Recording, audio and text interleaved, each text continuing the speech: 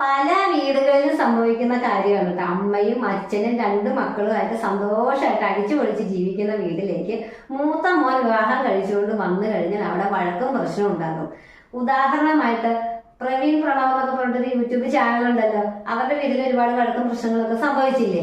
അതിന്റെ കാരണം എന്താണെന്ന് വെച്ചിട്ടുണ്ടെങ്കിൽ ഇത്രയും നാളും അമ്മയും അച്ഛനും ഈ രണ്ട് മക്കളും കൂടെ ഞങ്ങൾ ഒരുമിച്ച് ഞങ്ങൾ ഒറ്റക്കെട്ടെന്നുള്ള രീതിയിൽ സംസാരിക്കും, കാര്യങ്ങളെല്ലാം മുന്നോട്ട് കൊണ്ടുപോകും. അപ്പോൾ മൂത്ത മോന്റെ ഭാഗത്ത് എന്തെങ്കിലും ഒരു ഫോൾട്ട് വന്നിട്ടുണ്ടെങ്കിൽ അവരത് കാര്യമായിട്ട് എടുക്കില്ല.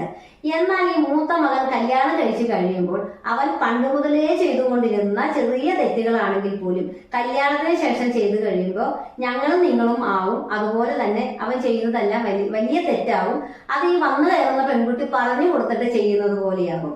അതായത് ഒരു ഉദാഹരണത്തിന്, പണ്ട് ഈ മൂത്ത മകൻ ഫാൻ ഇട്ടിട്ടുണ്ടെങ്കിൽ ഓഫ് ചെയ്യില്ല, ഹാളിലെ TV ഓൺ ആക്കി കഴിഞ്ഞാൽ ഓഫ് ചെയ്യില്ല. അത് അവന്റെ ഒരു ഹാബിറ്റ് ആയിരുന്നു. അതിന് ഈ വീട്ടുകാർ പ്രത്യേകിച്ച് അമ്മയൊന്നും തിരുത്താൻ ശ്രമിച്ചിട്ടില്ലായിരുന്നു. എന്നാൽ വിവാഹത്തിന് ശേഷം ഈ മകൻ ഇതുപോലെ തന്നെ തുടരുമ്പോൾ അതിന്റെ കുട്ടി മരുമകൾക്ക് ഇരിക്കും, മരുമകളോടായിരിക്കും ഈ ഇതിന്റെ ദേഷ്യം തീർക്കുന്നത്.